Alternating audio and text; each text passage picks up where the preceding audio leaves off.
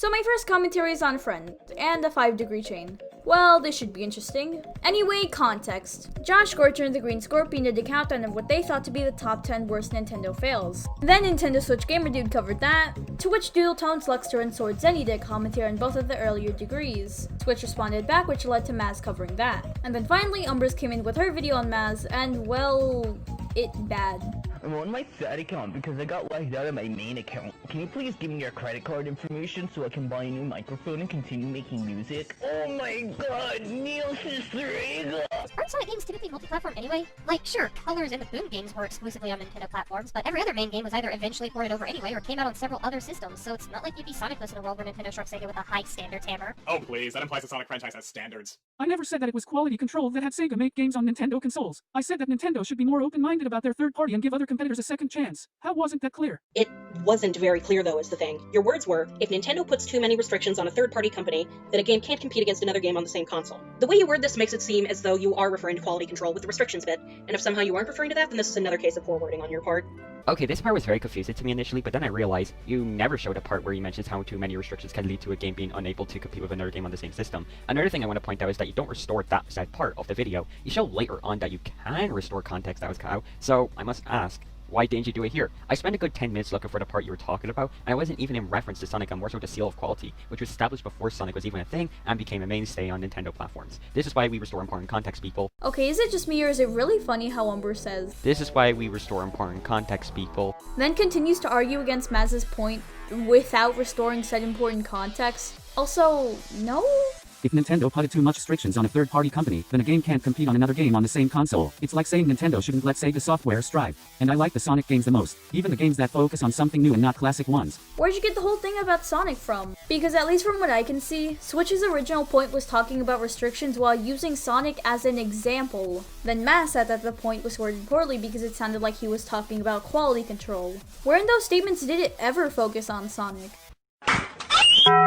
You do realize that just because fans want a new game, that doesn't mean the developers want to make a new one, right? With the Mother series, for example, the lead developer, Shigesato Itoi, doesn't want to make a new game for the series. He even compared the situation to how pop stars tend to lose their appeal after the third album. I get that the fans have a strong attachment to these series, but if the original developers are running on fumes, then it's not really fair to force them to make something they don't want to. Now sure, they could always give the franchise to a different developer, but that doesn't always work out for the best, since differences in their design philosophies could cause a divide in the fan base. With the Crash Bandicoot and Spyro franchises, for example, they were considered dead by the fans for quite some time due to the declining quality after the original developers left. Sure, the remasters came out and were widely praised, but the fact it took so long to get there shows that there's still a risk in switching developers. Also, keep what Josh says here in mind for just a little longer. It will come back later. I'm going to bring this up now. Why not give them more of what they want if there's more demand on it? I get the limitations of people, but Shigeru Miyamoto's quote still has some merits despite what you think of it being outdated. Just make less supply for that demand. More supply for less demand. It might not make money, but just doing this for only the money is a bad idea. This is why Earthbound later succeeded in giving a fan base. It's not like it's a complete demand in certain areas, right? Oh hey, there's the point. Look at how far it's flying over your head. Jokes aside, dude, did you not catch any of what was said to you? Luckster stated that the developers don't have to make new games for these series if they don't want to. It may seem as if a lot of people are clamoring for new entries in these series, but you know what else that could be?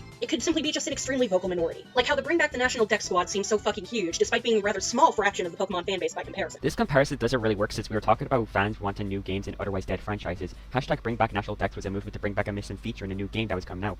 This really does nothing. Saying we weren't talking about X topics so this comparison doesn't work doesn't matter unless you actually argue how the point of comparison is irrelevant. In fact, I could very well make a good case as for why this comparison works. Since Maz is pointing out that it may seem like a lot of people want a new game, but it could just be a very vocal minority, compared to hashtag Bring Back the National Dex where it may seem like a lot of people want the National Dex back in Sword and Shield, but it's also just a very vocal minority. Also, I'm gonna tell you this right now as a Star Fox fan, practically all of us have been clamoring for a completely new game since Star Fox Command, and this is excluding Star Fox 2.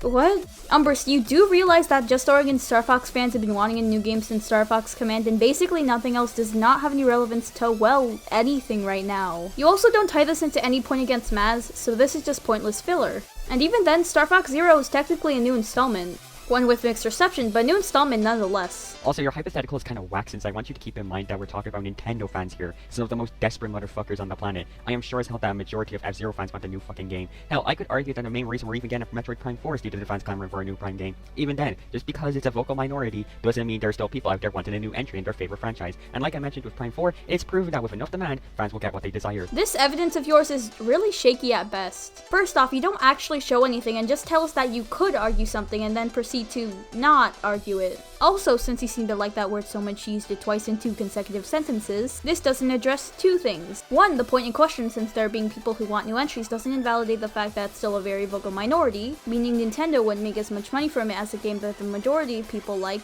which was the point. And 2, the overall interjection, since you still haven't invalidated how the developers still don't have to make a new game if they don't want to. And Maz was bringing the point you argued against as an add-on to their previous statement, saying it would be useless in the long run anyway. And Doodle is correct in the Miyamoto quote being outdated. Sure, when a game first comes out, Rushed can end up being not so great, but we live in an age where the issues with these games can be patched out and the game can be updated and improved upon. The Isle of Armor DLC, for example, added in a nice chunk of Pokemon that were initially cut out, and the upcoming DLC for Sword and Shield will do the same, adding features that they didn't initially have time to put in. And those features are... I'm going to commit arson at the nearest daycare. Do they need to elaborate more? Maz already brought up that most of the Pokemon that were initially cut out of Sword and Shield would be brought back in the Isle of Armor DLC, and then said that the Crown Tundra would do the same, to imply that some of the Pokemon being brought back was an example of a feature being brought back after that. It's not quite as cut and dry as you seem to think it is, Josh. And one last note, you don't really understand what a business is, do you? Yes, Nintendo does sometimes listen to its fans, but their bottom line comes first and foremost to make sure they can make back the money they put into a game. And oftentimes that can mean ignoring what the fans want. Is it fair? No. Does it seem like they don't give a shit? Yes. But to think they should just constantly be at the beck and call of the fans is entitled. I mean, not exactly. The aforementioned Prime 4 is again an example of Nintendo listening to the fans. A massive portion of the Smash Bros. Roster is made up of characters that fans begged for. Fuck, Sonic was added during Brawl's development due to fan demand and caused the game to be delayed for about the 3rd damn time, and vice versa. Now yes, Nintendo doesn't always listen, but they have shown time and time again that they do listen to their fans, and that has especially been true ever since the Switch came out. You would have had a decent point had the point you're arguing against not been a straw man. Maz wasn't saying it was entitled of Switch to think Nintendo should cater to the fans in general. They were saying how it was entitled of him to think Nintendo should always cater to the fans.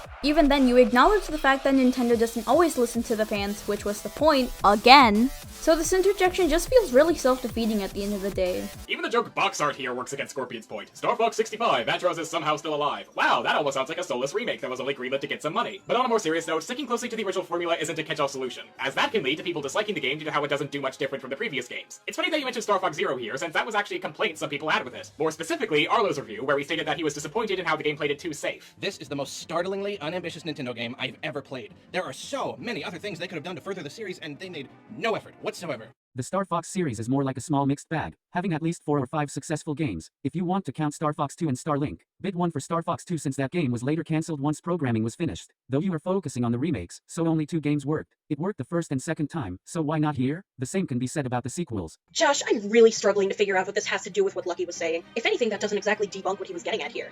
You mentioned the remakes worked the first and second time, but which games are you talking about here? Are you talking about 64 and Star Fox Zero? Adventures? You don't really give very many specifics as to what you're talking about, and you'll end up leaving your audience guessing. Does he really need to tell the audience what games the remakes are? Like, we literally have a game called Star Fox 64 3D, which was a remake of 64, and Zero was also a remake of 64, and actually, 64 was a retelling of the first game's story. I don't see where you got Adventures from, since that game is drastically different compared to the rest of the franchise. Instead of being an all-rail shooter, Adventures goes for a more action-focused experience and has an entirely new story compared to the first Star Fox game. This is another straw man. Wow. Maz was arguing how Switch didn't elaborate as to which games he was talking about when he said remakes worked the first and second time, not the remakes in general. But that's assuming that the point against your own straw man was good to begin with. Because you thinking this information is obvious doesn't mean that those who don't know anything about the Star Fox games wouldn't be confused. Especially when you consider that the Star Fox 64 3D example of yours wasn't brought up in the video that you're covering, or at least not in the parts that you've shown. So even one of your own examples can be used against you. Anyway, that's all for now. So now that I'm finished with covering that, what do I do now? Oh, yeah, final thoughts. Because that's the thing every clever and smart commentator totally does after every commentary. So,